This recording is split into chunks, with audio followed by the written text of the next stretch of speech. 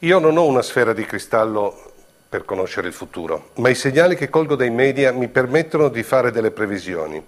E così questa sera voglio giocare con voi.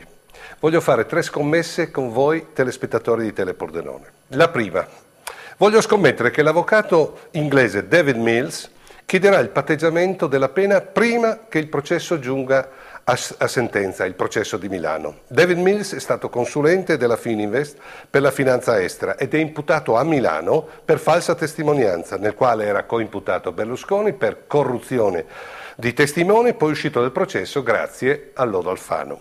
La possibilità di patteggiare gli è permessa grazie all'emendamento aggiunto di soppiatto sul pacchetto sicurezza licenziato dal governo qualche settimana fa.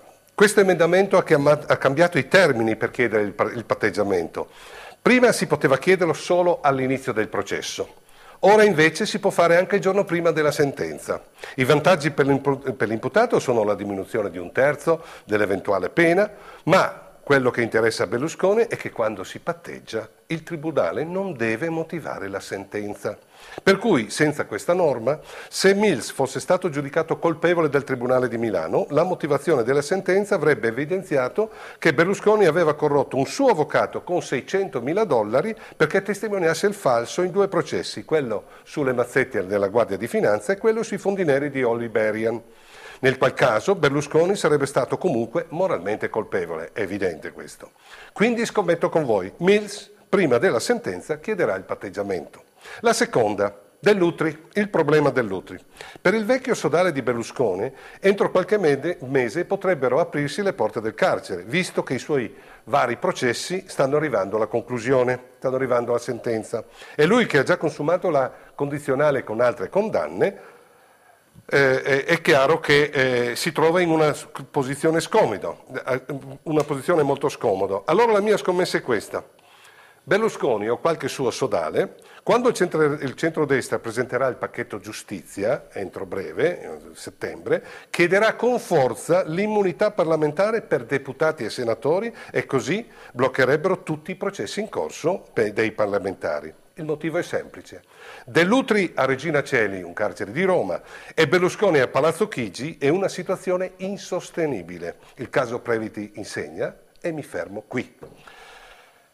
La terza, Berlusconi vuole impedire ai magistrati di utilizzare le intercettazioni telefoniche. Non vuole anche che i media pubblichino prima della fine del processo e per i giornalisti e gli editori che infrangessero queste regole sono previste sanzioni severe, punite anche con il carcere. Questa esigenza e urgenza è dettata dai suoi problemi giudiziari. Vedi le sue telefonate intercettate con Sacca, sulle quali sta indagando la Procura di Napoli per un'ipotesi di reato di corruzione e concussione. Comunque, anche in questo caso, il Re Sole è immune. Ma il processo, se processo si farà, vedrebbe alla sbarra Sacca e quindi vale lo stesso ragionamento fatto per il processo Mills. Il coimputato naturale è a Palazzo Chigi, immuni, quindi non processabile. Berlusconi a suo tempo aveva dichiarato che voleva permettere le intercettazioni solo per i reati di mafia e di terrorismo e per reati che prevedono una pena sopra i 10 anni di carcere. Per cui le intercettazioni che non rientrano in questi parametri in possesso delle procure non potranno essere usate nei processi in corso e dovranno essere distrutte. La Lega e Alleanza Nazionale non sono molto d'accordo su questo perché vorrebbero anche aggiungere la corruzione e la concussione.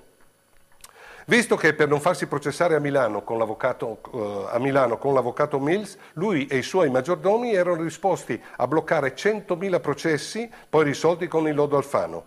Berlusconi quindi è capace, per bloccare il probabile processo a Sacca, di vietare questi essenziali strumenti investigativi. La mia scommessa dunque è questa: Berlusconi o un suo maggiordomo insisterà per togliere tra i reati da intercettare la corruzione e concussione, che vuole Alleanza Nazionale e la Lega, visto che sono i reati che presumibilmente gli verranno contestati per le telefonate intercorse tra lui e Sacca. Ripeto, anche se il boss di Arcone è immune, è brutto che Sacca possa venire processato e magari condannato e il complice invece può continuare a fare il Presidente del Consiglio. In questa isola uso dei toni che potrebbero sembrare quasi allegri. Non è così, uso toni ironici per sopravvivere all'amarezza che mi soffoca e umilia come cittadino di questa nostra povera Italia violentata, dove un uomo si costruisce leggi sartoriali, metodi che usano fare i satrapi dei paesi non democratici. Chi volesse scrivermi, interagire con me, può farlo attraverso il mio blog che è sovraimpresso sul teleschermo. È buio nel nostro paese, è calata la notte sulla nostra Repubblica. Arrivederci a mercoledì prossimo.